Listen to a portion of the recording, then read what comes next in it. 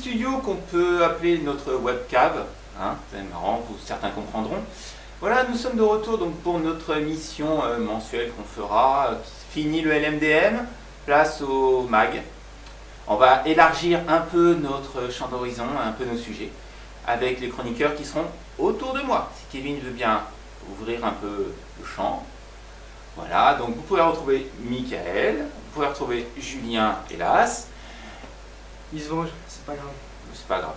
Voilà, et donc on va tourner un peu comme nos chroniques avant, mais ce coup-ci ensemble et en temps réel. Du coup, s'il y a des bêtises qui sont dites, des fous rires qui se déclenchent, et vous les aurez en direct. Voilà, tout simplement. Ça évite de perdre du temps sur le bêtisier. Ah oui, j'allais oublier, évidemment, la voix que vous venez d'entendre est celle de Kevin qui est derrière la caméra et qui interviendra quand il le veut. Ouais. C'est encore une... du jeu. Objection. Ça commence. Allez, on y va. Bon, j'ai pas besoin de détailler plus. Donc, nous allons commencer avec l'événement de cet été, les JO. Et je vais donc laisser la parole à notre spécialiste sport, même si... Ah si, il y a eu du progrès, hein. Hier pratique. Michael. Tu as fait du sport, toi? Non, j'ai abandonné de faire du sport il y a bien longtemps déjà. J'ai peur. Ah non, c'est fini ça. Moi, le sport, c'est la télécommande, la bière et la télé.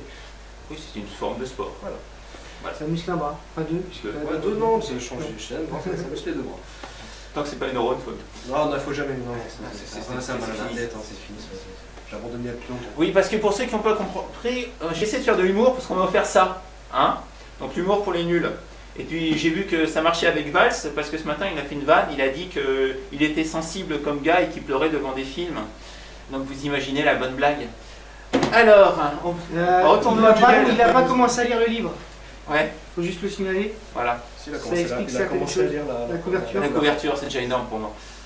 Ah, vas-y. 3 mois qu'on le fait. Aujourd'hui, je vais vous parler de Tony Yoka, notre champion olympique boxe des plus de 91 kg. Donc Tony qui est né le 28 avril 92 à Paris. Il est licencié au club de boxe de Chanteloup-les-Vignes. C'est des Mureaux. Il a fait quelques passages au club de boxe des Mureaux en effet. Il a été champion de France en 2012 et 2014. En 2012, il a d'ailleurs été sa première participation aux Jeux Olympiques, où il s'est fait sortir en 8e de finale. Bon. En 2015, il finit 3e des Jeux Européens, et la même année, il est titré au championnat du monde. Donc actuellement, en mai 2016, Tony, pour 61 combats, a remporté 49 victoires pour 12 défaites. Et donc au JO. Et au JO, champion olympique, toutes nos félicitations. Ouais. Des plus de 91 kg pour la première fois. Voilà, un Français. Un Français qui remporte le plus haut titre des poids lourds. Et heureusement qu'il l'a remporté. Hein. Parce que je pense que ça aurait bardé à la maison. Hein. Ah, surtout que madame, titrée elle aussi, championne olympique, ça aurait... Bravo madame. Allez, Tony, t'avais le droit à la vaisselle là. Bravo à tous les deux. T'as juste oublié un truc dans ton petit résumé, t'as oublié de dire qu'il était champion NBA, tout ça. Non, c'est pas le même Tony. C'est pas Non Tony Parker. Non, c'est pas le même Tony. Excusez-moi. C'est Yoka. Yoka. Et je pense que lui, il nous soulagera de ne pas chanter. Ouais. Et qui peut nous rapporter d'autres médailles par la suite. Voilà. D'accord, excusez-moi, j'ai pas tout compris. Désolé, Tony. Mais... Parker ou Yoka du coup? Mais Yoka. Bon, je présenterai mes excuses quand je te verrai très bientôt à Champoux. Puisqu'on vous aurez bientôt, avec le monsieur, toi, vous aurez très bientôt une petite interview de monsieur Yoka prochainement. Ah, apparemment il est intime. Eh ouais. Il le tutoie déjà quoi. Et puisque on va en venir au reste du sujet, puisque monsieur Julien a ouvert la parole pour faire cette petite blague à propos de Tony Parker et Tony Yoka, ça va être à lui maintenant de nous parler de son sujet. Non, de son sujet. Ah d'accord. Un sujet très intéressant. C'est vrai? Ouais. C'est quoi? On va peut-être voir. Je sais pas. Merde. Bon, T'as oublié?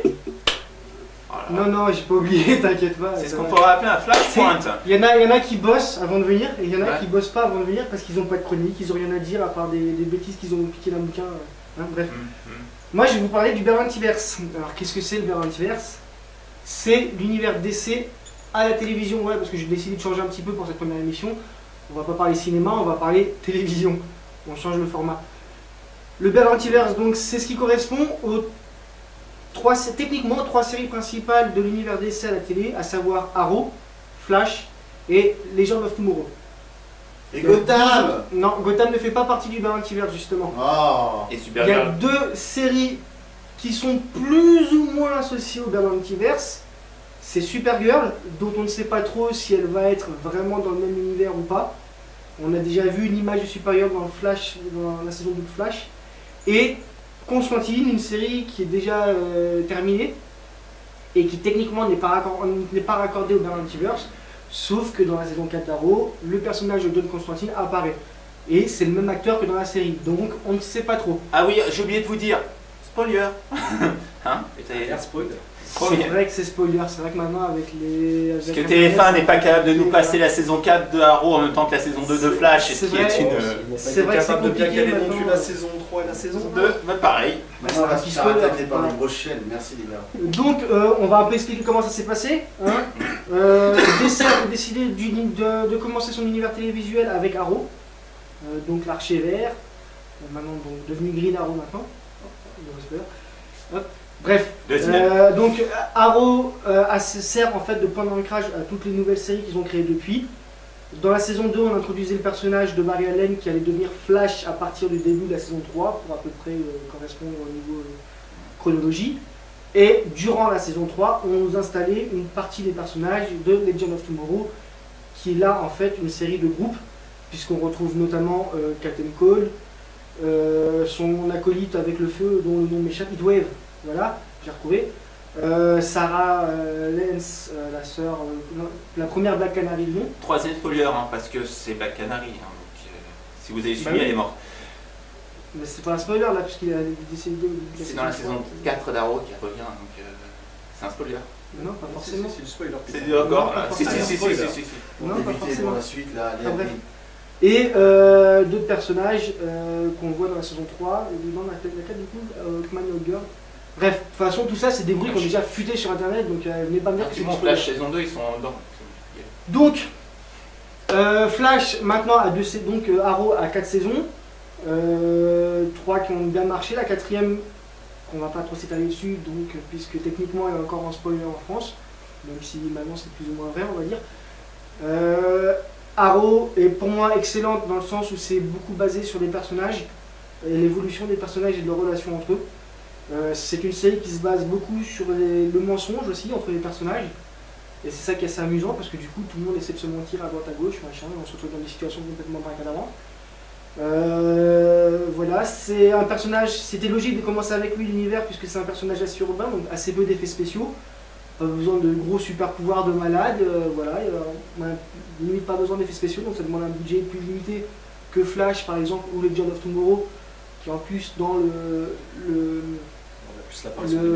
voilà, il y a plus de pouvoir et plus de choses différentes, on reviendra dessus après.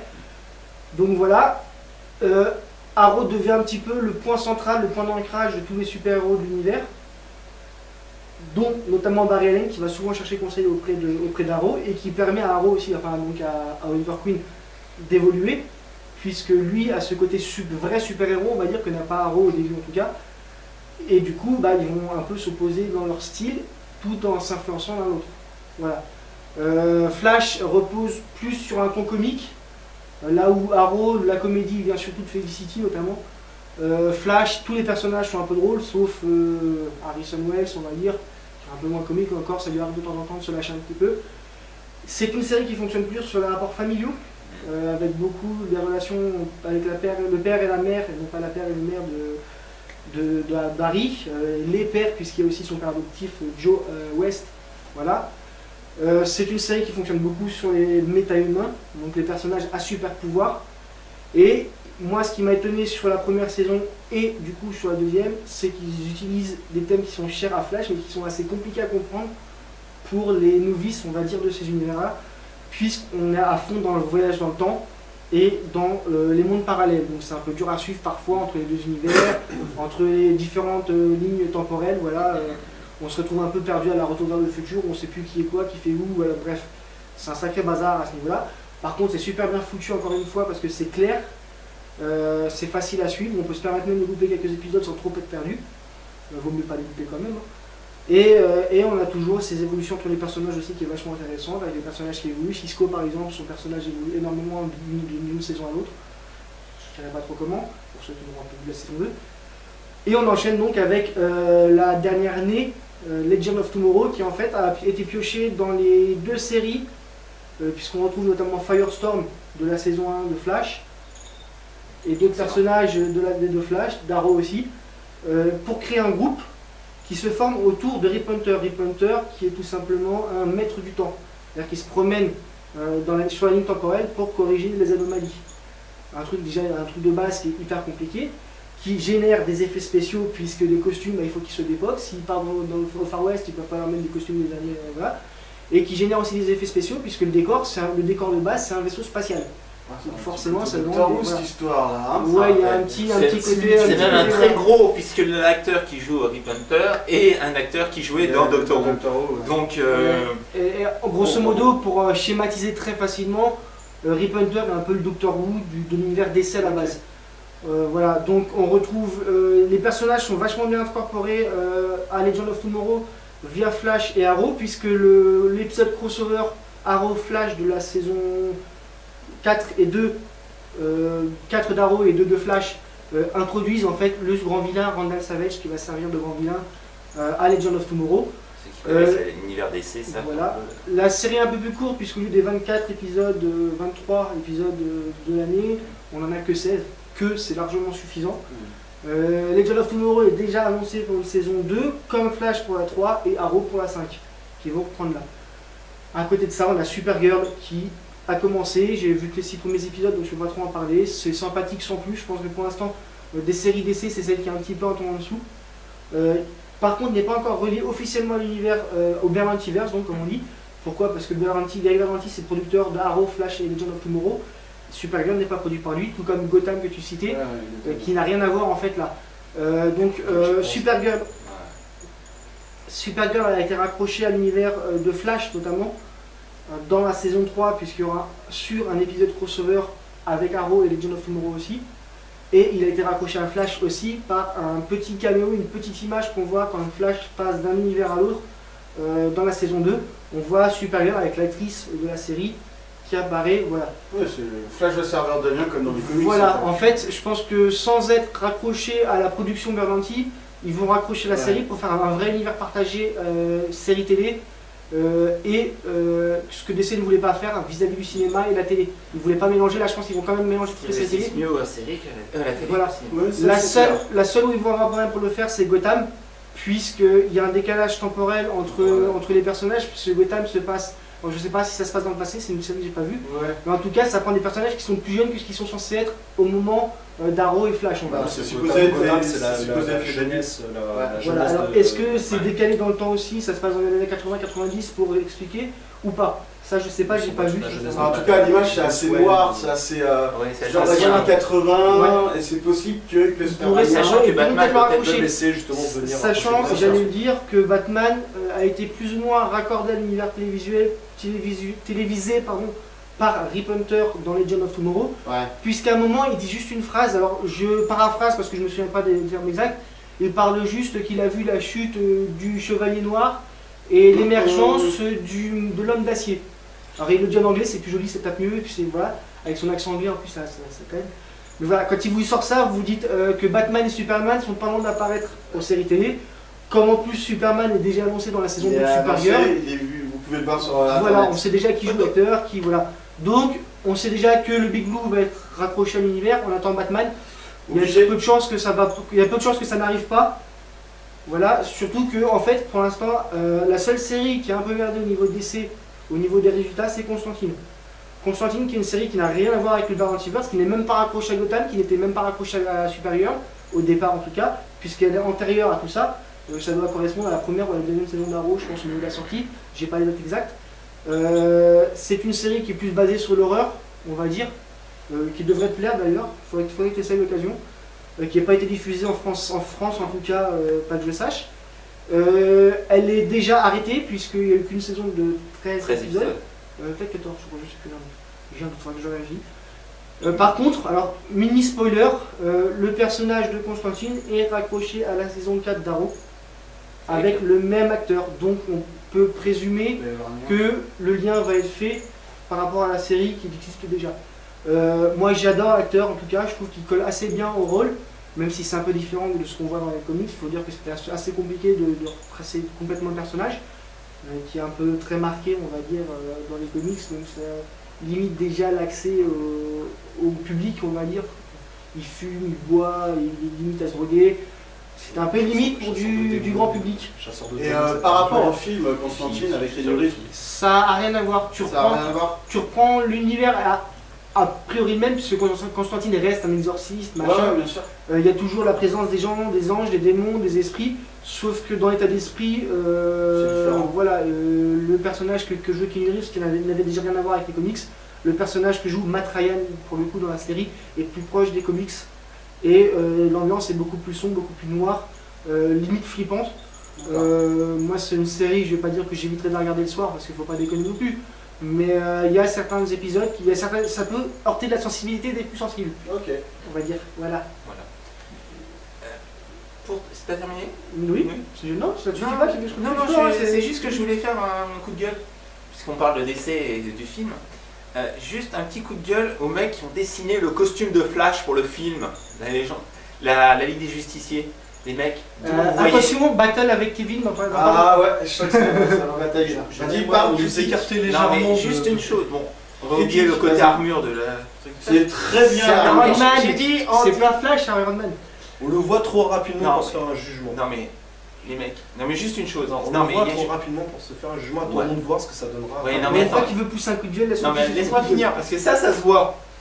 D'où vous est venue l'idée qu'on met des mitaines à un super héros? Parce qu'il a ses empreintes, il va les laisser, hein. Il va quand même vite. D'où vous avez enlevé les bouts des doigts à Flash. Faut arrêter. Sérieux, sa super vitesse, tu sais. Il avait plus assez d'argent pour acheter les bouts justement. Ouais, mais attends. Non mais enfin bref. On va pas arrêter sur le sujet. Non, l'armure elle est très bien. Ouais, Flash n'est pas en armure, Flash est en costume, il a pas besoin d'avoir. Il est en tenue de plongée.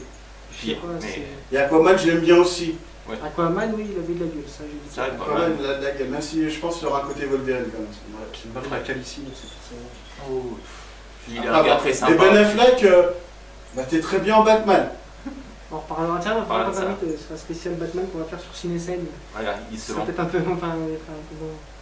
Non mais ouais. On continue ou non? Ah vas-y, je finis, j'allais introduire autre chose.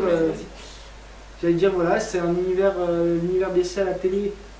Contrairement à celui qu'ils ont développé cinéma, et d'ailleurs je comprends toujours pas pourquoi ils n'ont pas fait un lien entre les deux, ce qui aurait été plus logique. La belle erreur. Surtout que ça cartonne en plus. À la limite ça aurait pas marché, tu comprends. Ouais. Ça cartonne tellement que même les personnages de séries animées, tels que Vixen, ont été introduits dans les séries télé.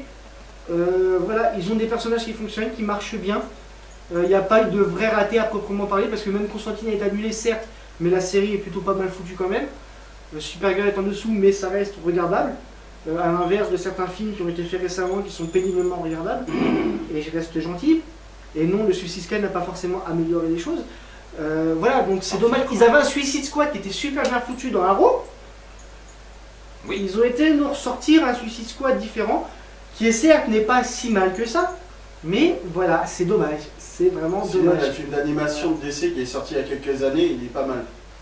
C'est Association Arkham, et faut le voir, il est vraiment pas mal, il est bien foutu. Je l'ai vu il y a pas longtemps, il est sur Canal Plus sur ce moment. Ouais, bah, c'est marrant parce que depuis que Suicide Squad est sorti, tout le monde critique le film d'animation maintenant. Oui, c'est la meilleure version et tout ça, mais c'est vrai qu'il est pas mal. Et c'est par rapport à la série Arkham Asylum, donc les jeux de tiré des jeux vidéo, des derniers jeux récents.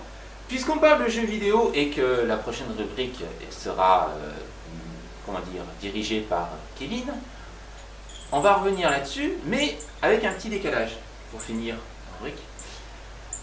Puisque la rubrique de Kevin a été tournée lors du pilote, donc tout le monde va disparaître et on va laisser Kevin revenir du passé pour nous présenter sa rubrique jeux vidéo après cette page de pub. Nous sommes de retour après cette petite pub, très rapide, hein, vous voyez, et on a viré Julien. Dieu merci. Et Kevin est là. Mais je suis encore là, hein, je te rappelle. Ouais, bon, il est parti avec la caméra. Pas trop désobligeant. Ouais, mais bon, donc, notre spécialiste S Mario Kart. Mario Kart, jeux vidéo, tout ce que tu veux de toute façon. Et là pour nous parler de ce qui est en face de nous. Voilà, ouais. Donc en fait pour la première, j'ai décidé de parler d'une petite machine qui est ignorée du grand public, la PS Vita. Donc c'est la deuxième console portable de Sony. Autant dire que c'est pas aussi puissant qu'une PS3, mais on s'en rapproche. Et c'est une petite machine, en fait, pas mal de personnes, ils en ont rien à faire. Et moi, je vous dis, vous êtes gamer, vous êtes collectionneur, c'est une machine, dans 5-6 ans, les gens ils vont se taper dessus pour récupérer les jeux. Parce que il y a des titres qui sont très peu produits. Si vous cherchez des éditions collector ou des éditions limitées sur cette machine, il n'y a pas mieux que la PS Vita, c'est celle qu'on a le plus. Vous cherchez une machine avec différents designs, allez pas voir Microsoft ou Sony pour la PS4 pour essayer de changer les carrosseries, il y en a tellement, et en plus cette machine-là, on peut la récupérer pour même pas 100 €. Et je vous jure qu'elle vaut carrément le coup. Quand vous voyez les titres, que ça soit, parce qu'il ne faut pas oublier que c'est une machine qui peut lire les jeux import, qu'on peut se faire des jeux d'action et tout ça, il n'y a pas besoin de savoir le japonais. Hein. Vous pouvez voir là par exemple, bon, c'est un peu coquin, mais ces deux jeux-là, Valkyrie Drive et Bullet Girl, je veux dire, il y a un beat'em all et un shooting. Vous n'avez pas besoin de comprendre le japonais pour jouer à ces deux jeux-là. C'est pareil, God of War, vous voulez faire des God of War parce que le 1 et le 2 ne sont pas adaptés en HD, vous avez un équivalent sur la PS Vita, et ça, c'est pareil, c'est un jeu, dans 3-4 ans, les gens ils vont se battre pour essayer de l'avoir.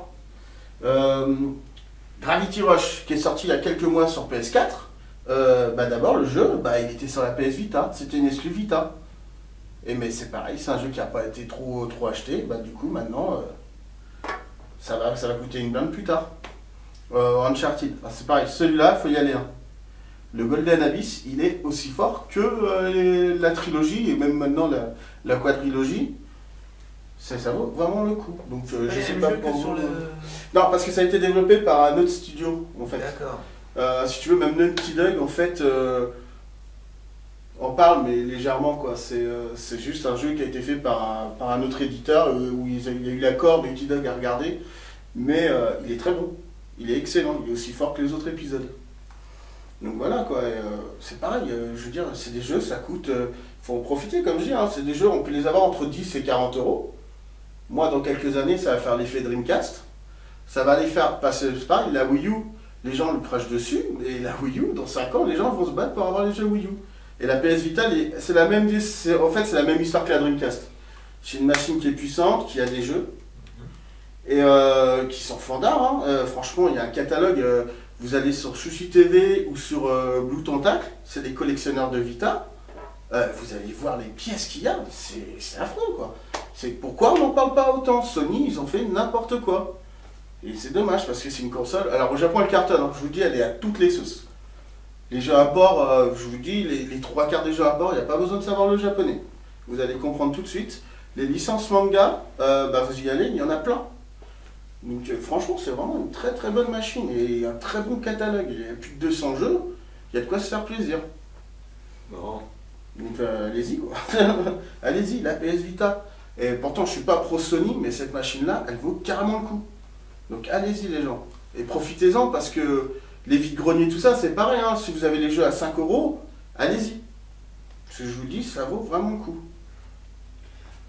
Parlons de jeux vidéo pour terminer. Paris Games Week. Paris Games Week, ouais. Cette année, on y va. On y va, ouais. On va faire un petit tour. Donc je fais coucou à Ludic54 parce que bon, du coup, on va faire une petite interview avec lui et sa team. Ce qui peut être sympa et on va essayer aussi de rencontrer d'autres personnes, amateurs, même voire peut-être professionnels. Donc on vous attend là-bas. Hein. Fin novembre, début décembre, je sais plus.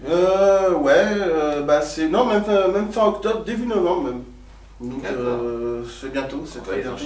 On va enchaîner, Japan Expo, tout ça. Même Japan Expo risque d'avoir du lourd.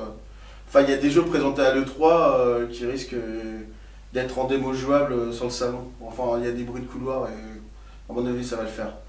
Après, on verra. Genre Resident Evil 7, on attend parce que franchement, on n'a pas convaincu le jeu. Bon, on fait une petite page de pub en attendant Lorraine. Ciao! Et voilà, nous voici au présent. Donc la rubrique PlayStation, une petite PlayStation. Vita, oh là là, dès qu'on touche à ses affaires, il est pas content. Non, mais on va juste te parler du sujet, ça rappelle déjà. Mais qu'est-ce que tu veux, c'est les trous de mémoire, il faut se voyager dans le temps. D'ailleurs, en y retournant... parlant de Doctor Who, moi voilà, je suis un Doctor Who, tu vois. Ah. Je fais une émission, mais genre plusieurs mois en avance. En avance, oui, pas en retard. Et puisqu'on voyage dans le temps, on va retourner encore à ce pilote, puisque notre amie Lorraine nous a quittés dans le sens où elle est partie en tournée. Et Ouais, ouais, précise, hein, parce que ouais, elle nous a pas quittés. Lorraine nous a non, quittés, non, les non. gens ils vont commencer à perdre. Elle est Ouais, partie c'était en Netflix. tournée. On habille tous en noir en plus. Oui, en plus. Ouais, tu vas nous manquer, elle est partie en tournée. Et donc, elle reviendra peut-être après, on ne sait pas. Pour l'instant, elle exploite son talent artistique. Du coup, pour la dernière mission avec elle, donc le pilote qu'on a tourné pour cette émission, on est revenu sur sa page YouTube et sur la page YouTube de Kevin aussi, puisque les deux se sont très bien entendus à ce moment-là. Et donc, je vous laisse découvrir ça. De retour après cette petite page de pub, nous recevons pour la dernière fois notre spécialiste S culture japonaise, Lorraine, qui va nous parler de son blog, blog, non, plutôt page YouTube. Oui, enfin, il y a une Elle va page... nous voler des vues. Elle est pas gentille. Quoi? Elle va nous prendre des vues, elle est pas gentille. Non. Elle nous quitte pour ouvrir sa chaîne. Bon, Je sais même pas pourquoi je la filme, je filme plus. Non, on oublie les Vas-y, commentaires parle. de Julien. J'ai ma chaîne aussi.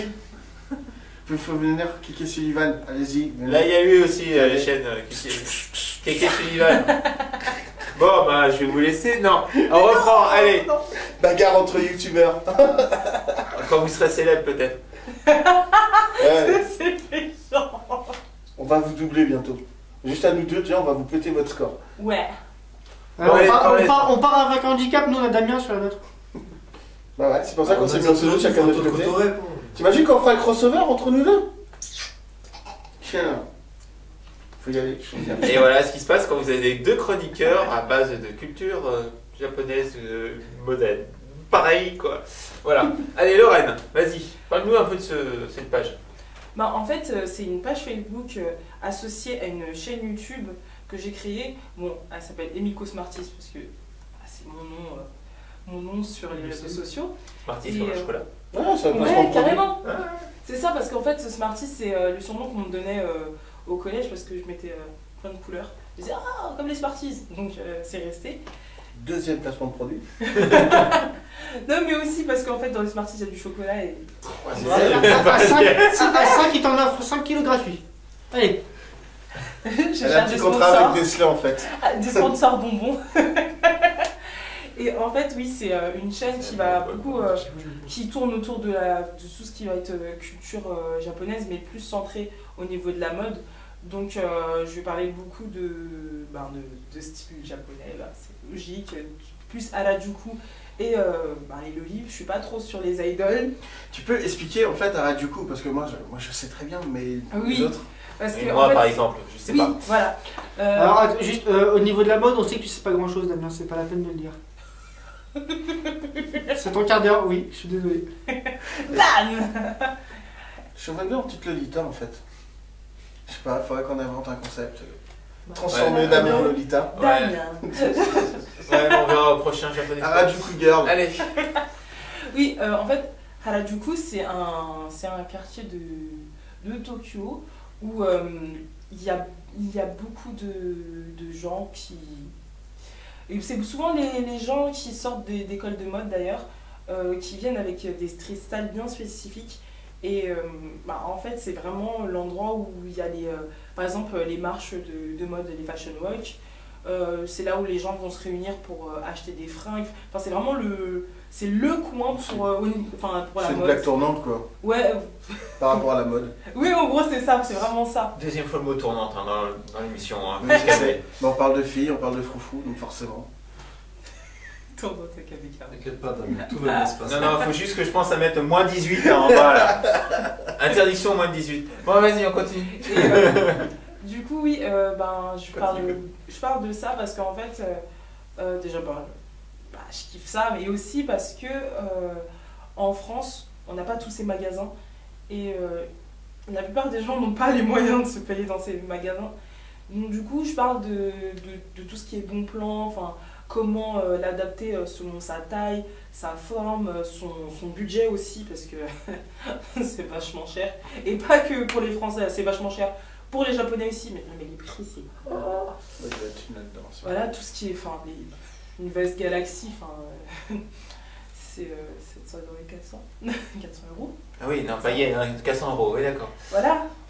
Quand tu prends plus la livraison, tout ça, ça fait... c'est bien cher, voilà. Et du coup, je parle de tout ce qui va être bon plan, tout ça, et je donne aussi des conseils pour comment commencer, que ça soit dans l'état d'esprit, comment commencer avec les budgets, tout ça, où se tourner quand on ne sait pas trop, on ne peut pas importer des vêtements et tout ça. Et je fais aussi des tests de nourriture japonaise. De Smarties. Non, pas de Smarties, mais par contre des Poki. Si vous voulez me sponsoriser, d'ailleurs Poki, pas de problème. Vous pouvez m'envoyer quand vous voulez des Poki à la fraise, je suis tout à fait d'accord. Bon, c'est bon, on a cité 3 marques au moins. Quand on dit ça, moi je veux bien aussi, hein, si on peut ça faire livrer. J'ai fait une vidéo. Candysan.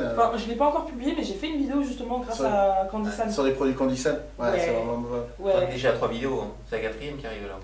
Ouais, voilà. Et aussi, en fait, j'ai un point bien spécifique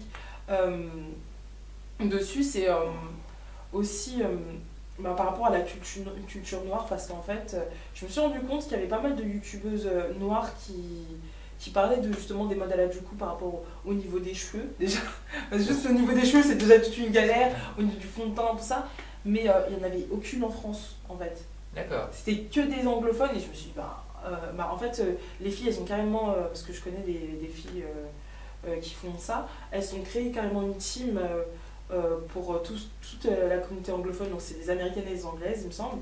Mais ouais, en France, je me suis dit, moi je vais faire mon truc de mon côté parce qu'il y a un peu personne. Et voilà, pour l'instant, je commence calmement parce que je m'y connais pas trop, j'ai des problèmes de micro, de tout ce que tu veux. Mais, ça on connaît ça. Mais voilà, c'est plutôt sympa de se filmer en train de manger et tester des produits de make-up, de cosmétiques et tout. Et vraiment, je suis sympa, venez. Viendez la voir. Oui, viendez ma bande. Et en ce qui concerne, justement, tu parlais des teams et tout ça. Il y a hors festival ou salon, vous vous rejoignez comment, enfin vous contactez comment? En fait, il y a des gens qui... Alors, soit c'est des groupes de potes qui se créent une page pour pouvoir faire des événements du genre meeting. Soit il y a une association avec qui j'ai commencé à m'intégrer. Enfin, je suis pas dans l'association, mais je les aide, j'aide un peu dans ce délire-là. D'ailleurs, je vais être, pour Japan Expo, je vais être sur le stand d'une des créatrices de cette association. Et en fait, eux, ils font...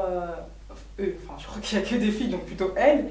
Elles font des meetings tous les mois. Je veux bien être le cobaye version mec, si tu veux. Et voilà, ça m'a donné aussi. C'est l'occasion. Oh. Ah non, mais c'est l'occasion pour que tu viennes dans l'état. Ouais, aussi. Oui. Je suis cerné. Et voilà, en fait, elles font des meetings tous les mois à différents endroits. Il y en a qui marchent plus ou moins. Et elles font aussi carrément un événement, un market où sont vendues des créations justement de créatrices françaises. Ça, c'est pas mal. Qui s'inspirent justement de ces street style d'Harajuku. Et il y a pas mal d'échanges, tout ça. C'est vachement bien. Mais vraiment, leur meeting... parce que moi, je suis pas très meeting. J'ai toujours peur de me retrouver toute seule. C'est bête, j'ai peur de me retrouver toute seule. Mais dans ces meetings-là, vraiment, il y a une bonne ambiance. Et ce que j'aime bien du côté Harajuku, mais moins chez les Lolita, parce que les Lolita parlent pas de la même chose, c'est que ça parle pas que de... c'est pas que très... c'est très mignon, on boit du thé et on mange des petits gâteaux, tout ça. Tu peux faire tout n'importe quoi. D'ailleurs, j'aurais fait faire tout et n'importe quoi. J'aurais fait danser, comme s'il y avait de la musique, mais il n'y avait pas de musique. C'était trop drôle. Du coup, les gens me regardaient comme ça. Qu'est-ce qu'ils font? Exactement. Et on était là, ouais. J'adore faire des trucs comme ça. Mais oui, c'est pas mal tout ce qui est meeting et leurs événements. Après, il y a d'autres trucs, il y a des meetings bien spécifiques avec des thèmes. Et depuis 2 mois maintenant, elles font aussi des concours carrément en rapport avec la culture. C'est-à-dire que le dernier, c'était sur Tabanada. Et juste avant, c'était... je crois que c'était sur sur le printemps. Ouais, c'était sur le printemps. D'accord. Voilà, donc il y a des thèmes en rapport. Donc le printemps, c'était vraiment lié à tout ce qui est fleurs, des cerisiers, C'est tout trop ça. mignon. C'est ce que j'aime. Et oui, c'est vachement cool qu'ils commencent à monter des... Ils ont aussi un fanzine aussi, c'est vachement cool. Mais ils ont plein de trucs et c'est cool que les gens ils commencent vraiment s'investir à faire des fashion walks, de faire des meetings et tout. Parce que je crois que c'est le seul truc qui manquait, parce que les conventions, au bout d'un moment... Bah, tu te limites à la convention. Et surtout quand tu vois les prix de Japan Expo. Ouais, c'est clair. Hein. Ouais. Heureusement que ça ne sera jamais diffusé. Enfin, pas pour l'instant. Hein. C'est le coup de gueule du moment qui arrive, c'est ça? Non, bah, tout le monde sait que c'est hyper cher. Bah, tout le monde sait que c'est un magasin géant, surtout. Hein. On paye pour aller dans un magasin. Non mais vas-y, lâche-toi, de toute façon, il nous accrédite jamais, alors vas-y. Oui, c'est cher, Japan Expo, point barre. Dans un an, on la diffuse. Hein. 25 €. Voilà. Contrairement à Paris Manga qui nous accrédite chaque année. Merci les gars. Merci. Voilà. Merci beaucoup. Et Paris Games Week aussi. Merci aussi. Et c'est quand qu'on va au salon du comics là? Bah, quand ils arrêteront de faire de l'escroquerie, c'est tout. Hein. Non, c'est faisable. Non, parce que bon, il y en a que pour la culture Japon. Bah ouais. Bah, c'est comme ça. En même temps, si c'était foutu de faire une Comic Con, Correct. voilà. Et non, correct, c'est gentil, hein. Libre d'accès, on va dire plutôt. Ouais. Avec quelque chose à faire en dehors des conférences. En fait, ils ont réussi à faire un Japan Expo, je pense, commercial, avant d'avoir même pensé avoir fait un salon. Ouais, c'est ça. C'est ça, mais C'est ça. c'est comme si tu te mangeais, tu sais, les 15 ans Ouais, voilà. d'un coup. Mais d'un coup, ouais, c'est ça. Sans De toute façon, c'est l'impression que ça a donné dès le départ. Hein. Ouais, super. Et les invités qui se barrent aussi. Aussi. Ouais, c'est sympa. Super leur gars. Et là, je dis merci à mon porte-monnaie parce que je n'avais pas d'argent. Bon, pour terminer, donc, la page YouTube d'Emiko Smarties. Et voilà, ça s'appelle comme ça, Emiko Smarties. La page YouTube de Keke Sullivan. Ouais, allez-y, Pour faire les un petit tour. Pour les Mario Kart. Bah, pas que, hein, mais bon, c'est vrai, pour Pour l'instant, l'instant. c'est Mario Kart. Et on se retrouve tous au Japan Expo. Bah, on a beau critiquer, on y va quand même. Ouais. Ça reste quand Et même ouais. la base. Voilà. Bah, de toute façon, je Tous les pense- trois, donc il y aura toute l'équipe. Ouais, je pense, hein, En faut face. quand même aller faire un tour de temps en temps, allez, on va dire. Voilà. On se retrouvera là-bas le 7 Juillet. juillet. Voilà. Tout ça. Voilà ce qui se passe quand on laisse Kevin et Lorraine discuter de YouTube. Voilà, deux youtubeurs. On espère qu'ils feront carrière, hein, Kevin. T'as remarqué n'est-ce pas? Moi, c'est de la passion, je vais pas faire ça pour du Ah. fric. Ah non, regardez ça, Bon, laissez la barre tranquille. Hein. On était en train de dire que Lorraine était partie faire sa carrière et qu'il allait nous manquer une fille.